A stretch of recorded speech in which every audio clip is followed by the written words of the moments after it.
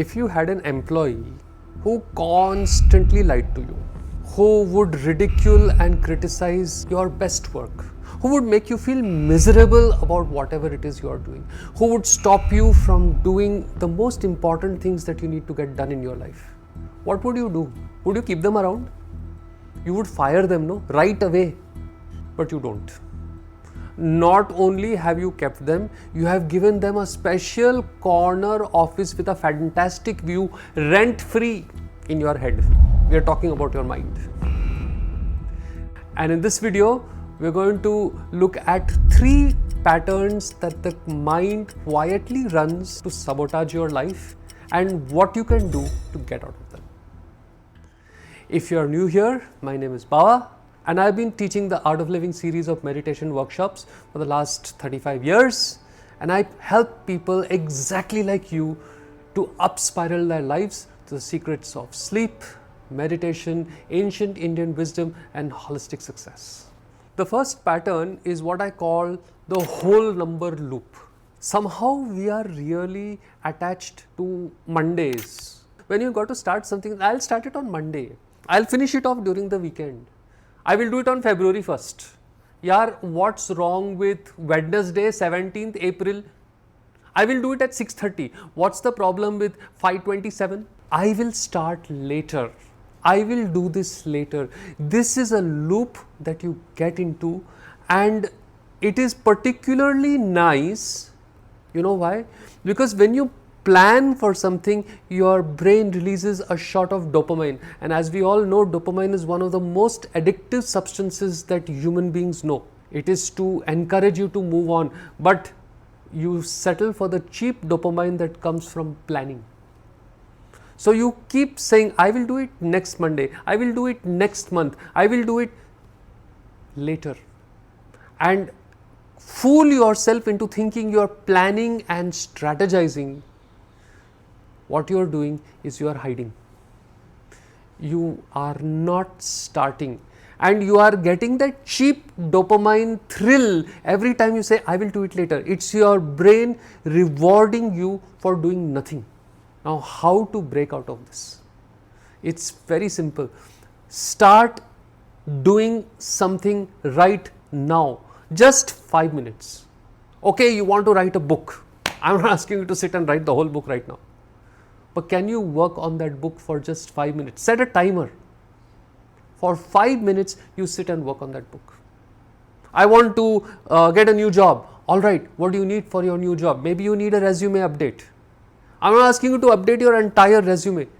But can you sit for 5 minutes and at least go through your resume, go through your LinkedIn profile and see what needs to be done? You know, when you do an action, you break the thinking loop. That's the point. And when you start getting into action and actually achieve even very small thing, you get another dopamine hit, and that will make you hopefully get into the next action and the next action and the next action until it gets done.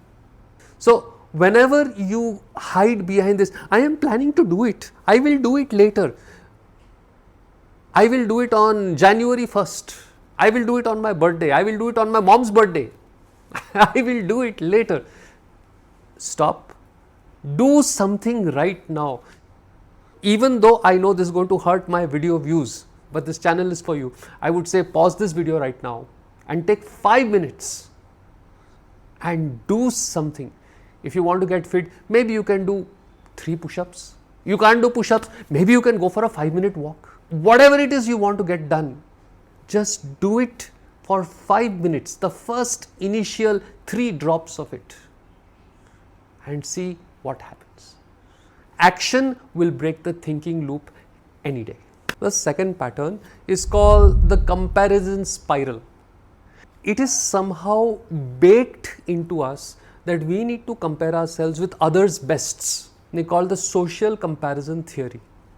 And in this, we tend to compare ourselves with other people's best. You know, you look at a person lazing on the beach, having a nice drink in their hand, and you say, oh my God, my life sucks. But that is a moment frozen in time from that person's life. You don't see that maybe this person has not talked to their father or mother for the last 2 years. You don't see the rest of their life. You say, I wish my life could be like theirs. If you only knew what their life actually was, you would say, I thank God my life is not like that. The comparison kicks in, regardless of how good you are, regardless of how fantastic you do. You got that book published, then you compare, but my book has not sold 100,000 copies. You sell 100,000 copies, then you compare, but it has not sold 1,000,000 copies. All the time you compare with other people's bests. So now, how do we break out of it? So I want you to take a few moments and think of what it is that you did today that made you feel really good. When I went for a walk in Kullu, on the little gullies, on the little paths in Kullu, I came across this amazing tree. It was a wild rose tree full of these beautiful whitish, pinkish, reddish blossoms. I stood there and just marveled at the beauty of that gorgeous tree and even took a few whiffs of that amazing perfume. And I just felt so good about my life that I had the time to be actually able to do this. What did you do today? Maybe you handled a really tough conversation at work with grace. Some small few things that you did today, 3, 5 things that you did today that made you feel good. Just think about that. You see, your brain likes to compare, so you might as well give it a comparison table so that you are comparing yourself against yourself rather than against the best of someone else. If you have grown even a little, if you just learnt a new word today, you are better than you were yesterday, and that's a great life. The comparison spiral, instead of making you go like that, let it make you go like that.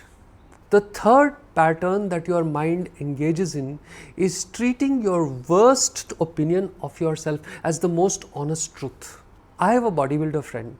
He has an amazing body. He's superb. His physique is fantastic. He's in the pink of his health.